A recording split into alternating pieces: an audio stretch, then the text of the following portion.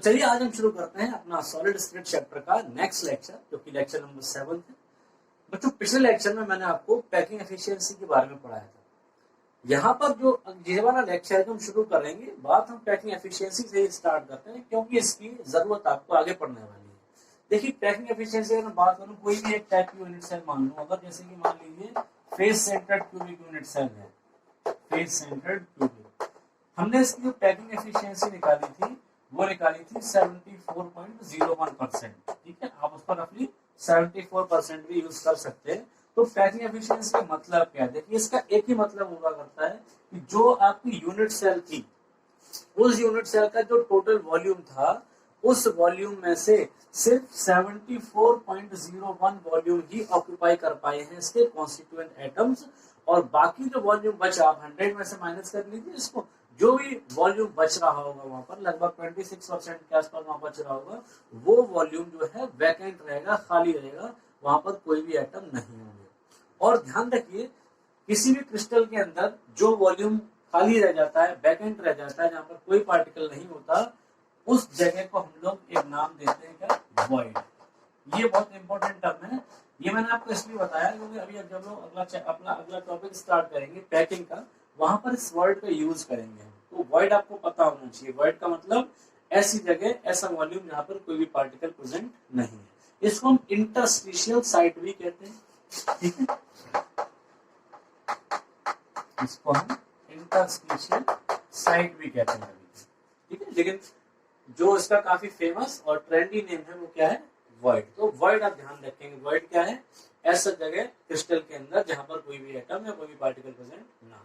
ठीक है, चलिए तो आज का टॉपिक शुरू करते हैं। बच्चों, आज का जो टॉपिक है वो टॉपिक क्या है? पैकिंग। ठीक है, आज का टॉपिक है हमारा पैकिंग। किस चीज की पैकिंग बेटा?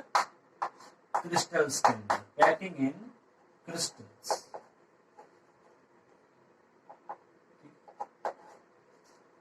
तो हमारा टॉपिक है पैकिंग इन क्रिस्टल्स। अब जरा ध्यान से सुनिए, पैकिंग का मतलब क्या होता है? जो कॉन्स्टिट्यूएंट पार्टिकल्स हैं क्रिस्टल के अंदर, वो आपस में किस तरीके से अरेंज हैं, इसको हम बोलते हैं पैकिंग। तो पैकिंग एक्चुअल में तो हमें पैकिंग पढ़नी है। क्रिस्टल तो आप जानते हैं कि 3 डायमेंशनल होता है, तो हमें 3D पैकिंग पढ़नी है, और एक्चुअल हम उसी को बोलते हैं क्लोज्ड पैकिंग। ठीक है, 1 डायमेंशन में हम रख सकते हैं चीजों को, 2 डायमेंशन में रख सकते हैं, लेकिन वो क्लोज्ड पैकिंग नहीं, वो जस्ट पैकिंग कहला सकती है। लेकिन जब हम 3 डायमेंशनल उसका एक्सपेंशन कर देते हैं, जो कि एक्चुअल में होता है जैसा क्रिस्टल, उसी को हम बोलते हैं क्लोज्ड पैकिंग। ठीक है, लेकिन 3 डायमेंशनल पैकिंग को समझने के लिए पहले आपको स्टार्टिंग करनी पड़ेगी 1 डायमेंशन से। ठीक है, तो देखिए, ध्यान रखिए, सबसे पहले हम स्टार्ट कर रहे हैं पैकिंग इन 1 डायमेंशन।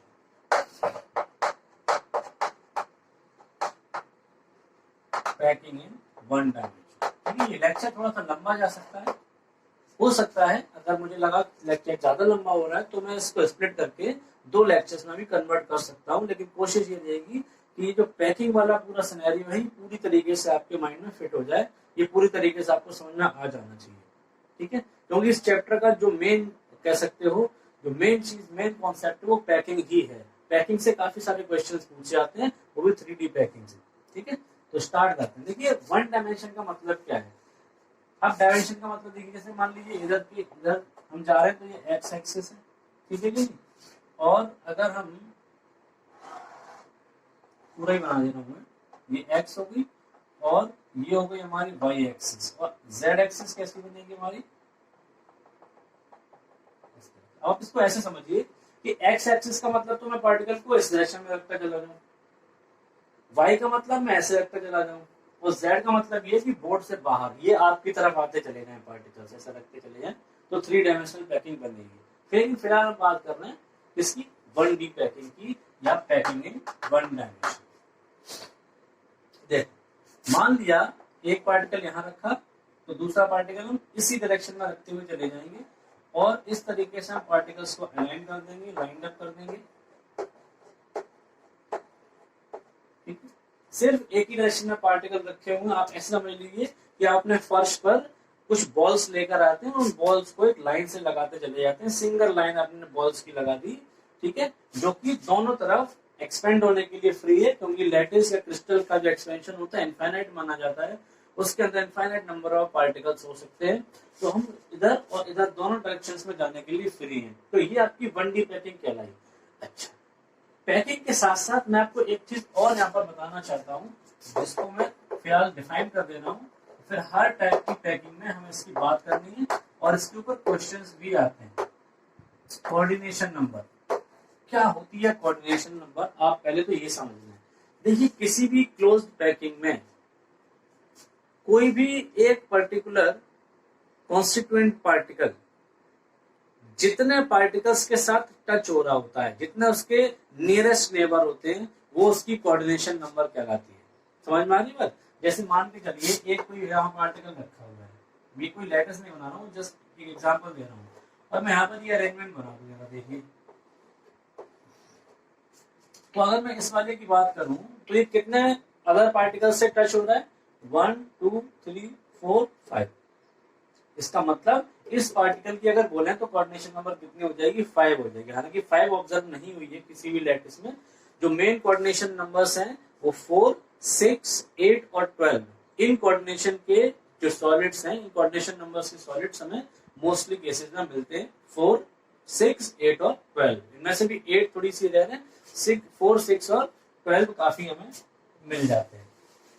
तो कोऑर्डिनेशन नंबर का एक ही मतलब हुआ, क्या हुआ कि किसी क्रिस्टल के अंदर कोई भी एक पर्टिकुलर पार्टिकल जितने अदर पार्टिकल्स को टच कर रहा होगा या जितने अदर पार्टिकल्स उसके नियरेस्ट नेबर होंगे, वही उसकी क्या कहलाएगी? Coordination number. अगर मैं इस वाले अरेंजमेंट में बोलूं तो किसी भी एक पार्टिकल को आप पकड़ लीजिए, मान लीजिए मैंने ये पार्टिकल देखा, तो ये कितने अदर पार्टिकल्स के साथ टच में है? जरा देखिए, एक अपने से लेफ्ट में और एक अपने से राइट में। इन दो के अलावा ये किसी से टच नहीं हो रहा, क्योंकि इसके ऊपर नीचे कहीं पार्टिकल है नहीं, सीधी एक लाइन बनी हुई है। इसका मतलब इस वाली पैकिंग में जो कोऑर्डिनेशन नंबर है वो कितनी है? 2। याद रखेंगे, कोऑर्डिनेशन नंबर अलग से क्वेश्चन आ जाते हैं, पूछ सकता है, ठीक है। हालांकि 1D में वो नहीं पूछता है, 3D में कोऑर्डिनेशन नंबर पूछे जाने के काफी चांसेस रहते हैं और MCQ भी इसके ऊपर बन सकते हैं। तो आप इन चीजों को हमेशा ध्यान में रखेंगे। तो ये तो हो गई आपकी 1D पैकिंग, इसमें कुछ भी पढ़ने के लिए नहीं है, बस हमने एक बेस से स्टार्ट करने के लिए हमने इसको शुरू किया था। अब देखिए, हम पढ़ेंगे पैकिंग इन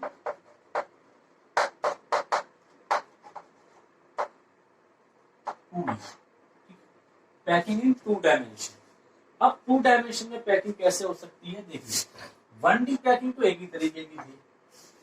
जब हम 2 डायमेंशन में पैकिंग करेंगे तो हमारे पास उसके 2 तरीके हो सकते हैं, यानी हम कहें कि 2 टाइप की आपकी 2D पैकिंग हो सकती है।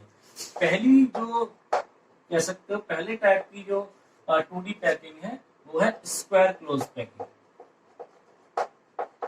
Square close packing. और दूसरे टाइप की जो क्लोज पैकिंग है वो है आपकी हेक्सागोनल क्लोज पैकिंग। ठीक, हेक्सागोनल क्लोज पैकिंग। अब ध्यान से समझिए, दोनों ही चीजें बहुत इंपॉर्टेंट हैं, क्योंकि हम 3D पैकिंग पढ़ेंगे तो 3D पैकिंग में ये जो 2D पैकिंग वाली हमारी चीजें हैं यही बेस का काम करेंगे। 2D पैकिंग का मतलब आप समझ रहे हैं कि इधर भी पार्टिकल है और इधर भी पार्टिकल, या फिर ऐसे मान लीजिए आप कि मेरे हाथ को एक प्लेन मान लीजिए, मेरे हैंड में ये पूरी हथेली पर क्या हुआ है? पार्टिकल रखे हुए हैं, यानी कि इनका एक्सपेंशन इधर भी है इस साइड और ऐसा भी एक्सपेंशन है, लेकिन हाइट नहीं है। एक लेयर ऐसी बना दी गई है पूरे पे, उसके ऊपर दूसरी लेयर नहीं रखी गई है। तो 3D पैकिंग किस टाइप की बनेगी ये डिपेंड करता है कि उसकी बेस लेयर कैसी है, बेस वाली लेयर कैसी है। तो कुछ 3D पैकिंग ऐसी है जिसमें हम बेस लेयर किसको बनाते हैं? स्क्वायर क्लोज पैकिंग को। और एक आध ऐसी भी है 3D पैकिंग जिसमें हम बेस लेयर किसको बनाते हैं? हेक्सागोनल क्लोज पैकिंग को। लेकिन फिलहाल इन दोनों में क्या डिफरेंस है हम इसको देख लेते हैं, ठीक है। देखिए, स्क्वायर क्लोज पैकिंग का मतलब क्या है? देखिए, मान लीजिए मैंने ये पार्टिकल्स अरेंज करना स्टार्ट करे, ठीक है। ये पार्टिकल में स्फेरिकल होते हैं पार्टिकल्स, इनको मैंने लगाना स्टार्ट किया। अब ये तो मैंने क्या कर दिया? 1 डायमेंशन में इसको एक्सपेंड कर दिया। अब मैं इसको दूसरी डायमेंशन में ला रहा हूँ, वाई एक्सिस, यानी कि ऐसे ऐसे। अब इस तरीके का मेरे पास पहला जो ऑप्शन है वो ये है कि मैं पार्टिकल के नीचे पार्टिकल रखता चला जाऊं, देखिए एक पार्टिकल के जस्ट नीचे मैं दूसरा पार्टिकल रख रहा हूं, तो ये तो काफी ज्यादा ये स्पेस बच रहा है। और यही स्पेस मैंने आपको क्या बताया था, इसको क्या बोलते हैं, वॉइड बोलते हैं। वॉइड हमारा एक टॉपिक भी है, हमें अलग से कुछ वर्ड्स को पढ़ना है, उनकी शेप को और उनके वॉल्यूम को। पैकिंग वाला जो टॉपिक हमारा है, जब ये फिनिश हो जाएगा उसके बाद हम इन वर्ड्स के बारे में डिटेल में और पढ़ेंगे, लेकिन फिलहाल यहाँ पर भी जानना जरूरी है। ये वाली जो पैकिंग आपको दिखाई पड़ रही है जो कि 2 डायमेंशन में है, अगर आप देखें बोर्ड को अगर आप एक प्लेन माने तो आप देखेंगे कि एक्स एक्सिस में भी ये पार्टिकल लगे हुए हैं और ये वाई एक्सिस पर भी लगे हुए हैं, लेकिन जेड एक्सिस का मतलब ये जो बाहर की तरफ जो एक्सिस आ रहा है, यानी इस लेयर के ऊपर एक और लेयर, फिर एक और लेयर, फिर एक और लेयर, फिर एक और लेयर, वो अभी नहीं लगाई है मैंने, वो लग जाएगी तब ये 3D बन जाएगी। फिलहाल ये 2D है। और इसको हम स्क्वायर पैकिंग क्यों बोल रहे हैं, जरा ध्यान से देखिए। मैं इसमें कोई भी एक ऐसा बीच का उठा लूं, जैसे ये है, 2 चीज आप यहाँ पर देखिए। एक तो आप ये बताइए कि इसकी कोऑर्डिनेशन नंबर क्या है, ठीक है। कोऑर्डिनेशन नंबर क्या बताया था मैंने कि कोई भी एक पार्टिकल कितने अदर पार्टिकल्स के साथ टच है, वही क्या कहलाती है, इसकी कोऑर्डिनेशन नंबर। देखिए एक पार्टिकल ऊपर, एक नीचे, एक लेफ्ट और एक राइट में, तो ये जो पार्टिकल है ये और ये पार्टिकल्स को टच कर रहे हैं, इसका मतलब इसकी कोऑर्डिनेशन नंबर कितनी होगी, 4। याद रखेंगे इस चीज को। और इसको स्क्वायर हम क्यों बोल रहे हैं, स्क्वायर क्लोज पैकिंग, कि अगर हम इसके नियरेस्ट नेबर्स के सेक्टर्स को आपस में क्या कर दें, मिला दें, तो ये क्या बन जाता है, आप देखेंगे कि ये एक स्क्वायर शेप ले लेता है, ये एक स्क्वायर बन जाता है। इसीलिए हम इसको क्या बोल रहे हैं, स्क्वायर क्लोज पैकिंग। ठीक है, समझ में आ रही बात। और दूसरी इंपॉर्टेंट बात क्या है, जो स्क्वायर क्लोज पैकिंग होती है उसमें जो ये वर्ड्स बन रहे हैं ये काफी ज्यादा होते हैं। हम देख रहे हैं काफी स्पेस ये बीच में बच रहा है, इस वजह से ये जो भी पैकिंग इस टाइप की होती है स्क्वायर क्लोज पैकिंग, ये अपने टोटल वॉल्यूम का सिर्फ 52.4% वॉल्यूम ही कवर कर पाती है। इसका मतलब मैं ये कहना चाह रहा हूँ कि इस टाइप की पैकिंग में जो पैकिंग एफिशिएंसी होती है वो कितनी होती है, 52.4। ठीक है, इसका मतलब ये हो गया कि इसमें जो वॉइड परसेंटेज है, वॉइड परसेंटेज कितनी होती है, आप 100 से इसको माइनस कर लीजिए। ठीक है, आप 100 में से इसको माइनस करेंगे तो कितना बचेगा, 47.6%। ये इसका क्या है, वॉइड परसेंटेज। वॉइड परसेंटेज का मतलब ये है कि जो भी टोटल वॉल्यूम हमारे पास अवेलेबल था उसमें से इतना वॉल्यूम हमारा वेस्ट हो गया, यहाँ पर हम पार्टिकल अरेंज नहीं कर पाए। तो ये जो पैकिंग है ये कोई बहुत ज्यादा अच्छी पैकिंग नहीं कही जाएगी, इसकी पैकिंग एफिशिएंसी काफी कम है। तो ये तो एक तरीका हो गया 2D पैकिंग का, ठीक है कि नहीं। अब दूसरा तरीका क्या है, उसको हम बोलते हैं हेक्सागोनल क्लोज पैकिंग। तो देखिए जरा, इसमें हम क्या कर रहे हैं, पहले तो एक डायमेंशन में पार्टिकल तो लगाएंगे ही लगाएंगे। ये देखिए एक डायमेंशन में हम पार्टिकल्स को लगा रहे हैं।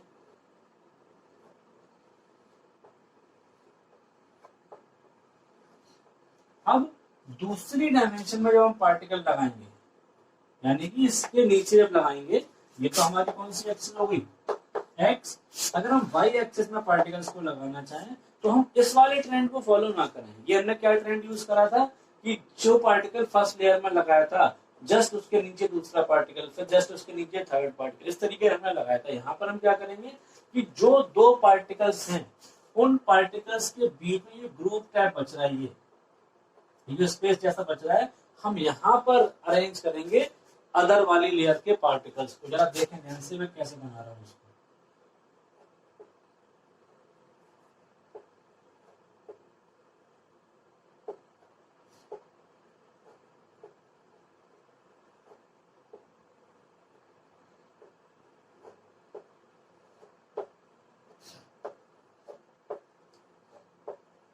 देखिए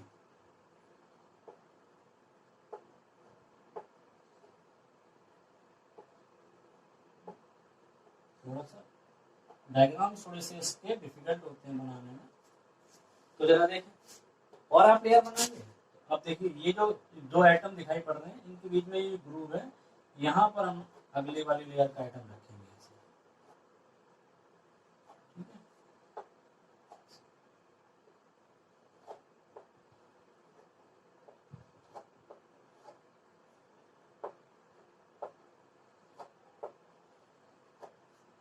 तो आप देख पा रहे होंगे हालांकि ये पार्टिकल भी यहाँ ऐसे टच हो रहा होगा,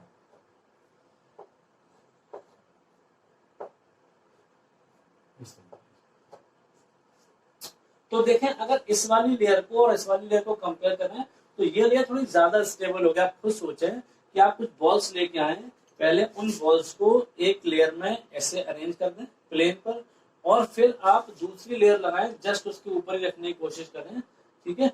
तो क्या होगा, हालांकि अभी ये 3D की बात हो जाएगी, मैं 2D की भी अगर बात करूं, चलिए यहाँ पर स्टेबिलिटी की बात हम 3D में कर लेंगे। एक चीज यहाँ पर बात कर लेते हैं फिलहाल, ठीक है, तो आपके लिए ज्यादा सही रहेगा। यहाँ पर आप ये देखिए कि जो स्पेस जितना यहाँ बच रहा था, क्या उतना ही स्पेस यहाँ पर भी बचेगा? देखो यहाँ पर स्पेस काफी कम बच रहा है,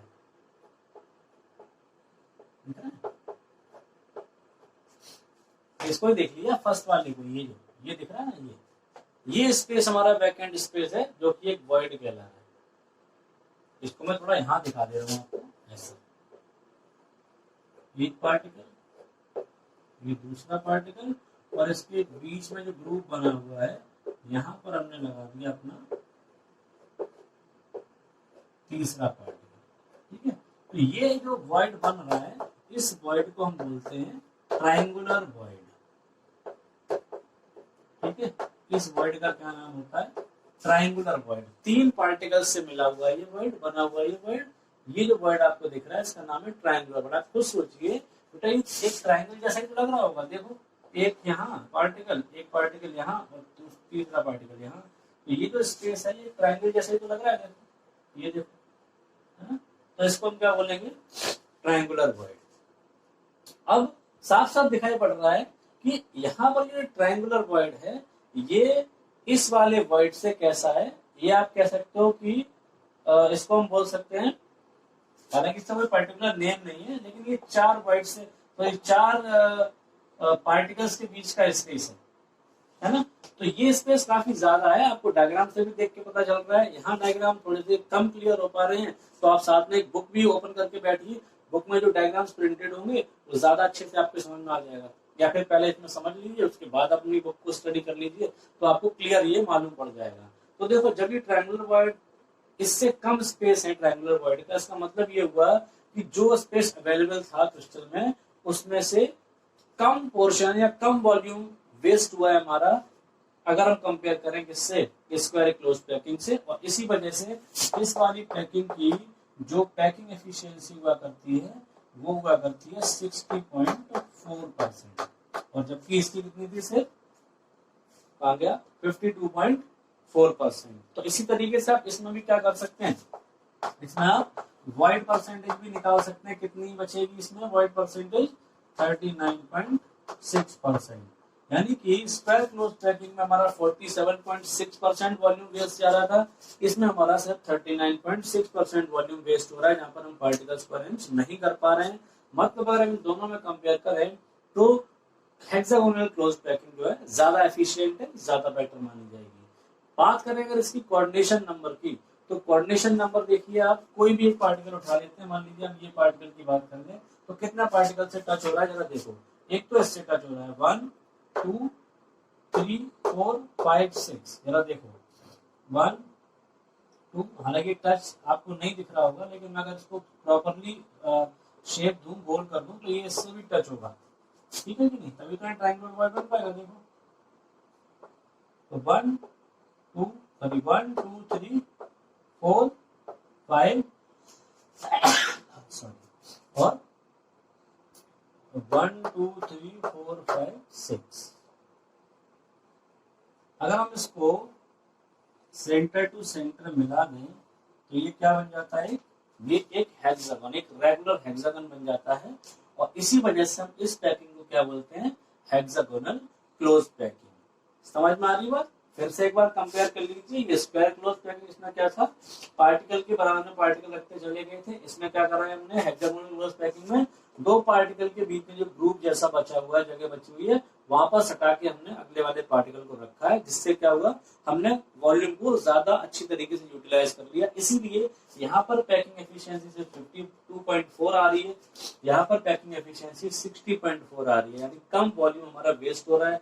यहाँ कोऑर्डिनेशन नंबर 4 है, यहाँ कोऑर्डिनेशन नंबर 6 है। इससे भी आप इस बात का अंदाजा लगा सकते हैं कि यहाँ पर पार्टिकल ज्यादा क्लोज हैं, यहाँ पर पार्टिकल थोड़े कम क्लोज हैं इसके कंपैरिजन में। ये आपकी 2D पैकिंग यहाँ पर फिनिश हो जाती है, ठीक है कि नहीं।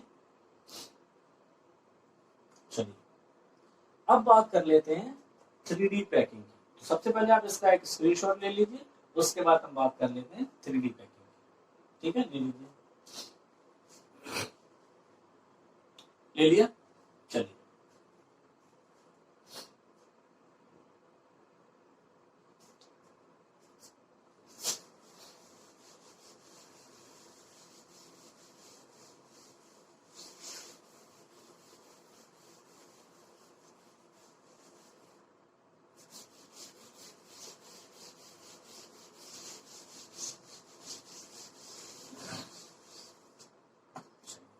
Packing in 3 dimensions.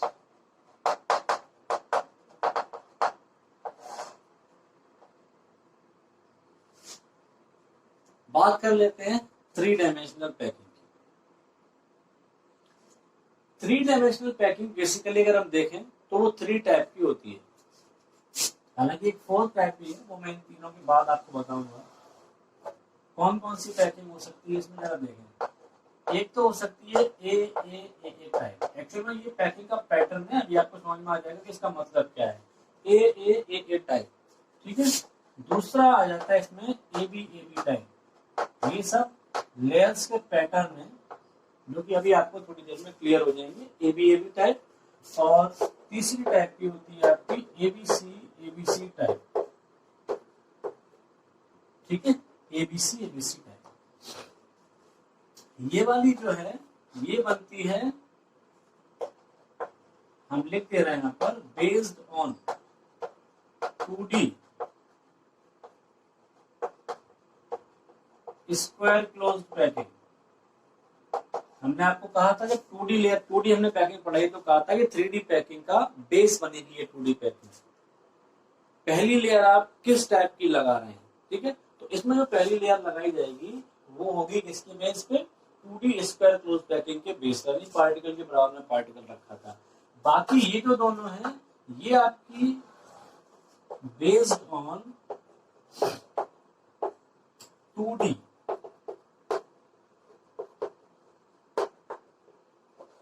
Hexagonal close packing, ठीक है। ये आपकी हेक्सागोनल क्लोज पैकिंग के बेस पर आगे कंटिन्यू करी जाएगी। तो ये 3 टाइप की आपकी बेसिकली पैकिंग हुई। अब देखिए, वैसे तो ये मैंने जो लिख दिया है ये जस्ट लेयर का पैटर्न है, ये पैकिंग का नेम नहीं है। अभी जब मैं इस पैटर्न को आगे कंटिन्यू करूंगा तब मैं आपको उस पैकिंग का भी नेम बता दूंगा। एक्चुअल में आपको वो नेम याद रखना है, और उस नेम का पैटर्न क्या होता है वो ये है। ये पैकिंग का नेम नहीं है, ये जस्ट एक पैटर्न है। स्टार्टिंग में इसको इसलिए लिख दिया है ताकि हमें स्टार्टिंग में समझने में थोड़ी सी आसानी हो, ठीक है। तो ध्यान रखिएगा, जब ये पैटर्न में लगाऊंगा, इस पैटर्न के अनुसार, इस पैटर्न के अकॉर्डिंग जब हम उस पैकिंग को कंप्लीट करेंगे तब हम देखेंगे कि उस पैकिंग का नेम क्या है, उस पैकिंग की एफिशिएंसी क्या है, उसकी कोऑर्डिनेशन नंबर क्या है, और उस पैकिंग का जो यूनिट सेल निकल कर आता है वो यूनिट सेल किस टाइप का होता है। ये सारे क्वेश्चन जो आपसे पूछे जाते हैं। स्टार्ट कर लेते हैं। सबसे पहले हम ए टाइप, ठीक है, ये वाली, ठीक है। तो मैं फिलहाल इसको इरेज करके आपको सबसे पहले ये सिखा रहा हूँ कि इस टाइप की पैकिंग हम कैसे करेंगे, कैसे बनाएंगे।